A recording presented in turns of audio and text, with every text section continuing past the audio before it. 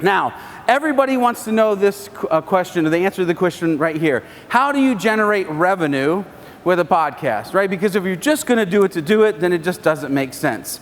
So, generating revenue, there's three main reasons. One, you can sell services, right? You may do SEO services, you may do whatever your business is. You can sell the services that you're already providing on the show. Now, we do it in a little bit different way where it's not so salesy, but it's just suggestive, right? The next thing you can do is you can actually have sponsors. Now on this one, you could come out of the gate and say, hey, XYZ company, we're creating a podcast and it's really connected to the thing that you do. Would you like to be a sponsor? And they may say yes. Although sometimes there's metrics that they want you to meet of having like 50,000 listeners and things like that, but you might be able to pull it off.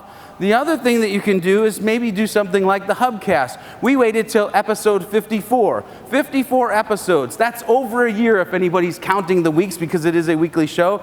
Then we finally turned on our first sponsor, and now we've had multiple sponsors on the show, and that creates revenue. The next one is you may have products. Think of somebody like Michael Hyatt, right? He has a podcast. They created a WordPress template. Then on the podcast, he would present, hey, we've got this WordPress template. And they sold a crap ton of it. And by selling products, they made money.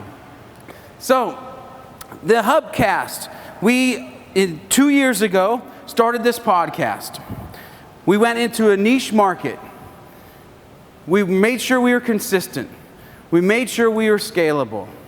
We made sure that we were all about the community and that we had a firm foundation.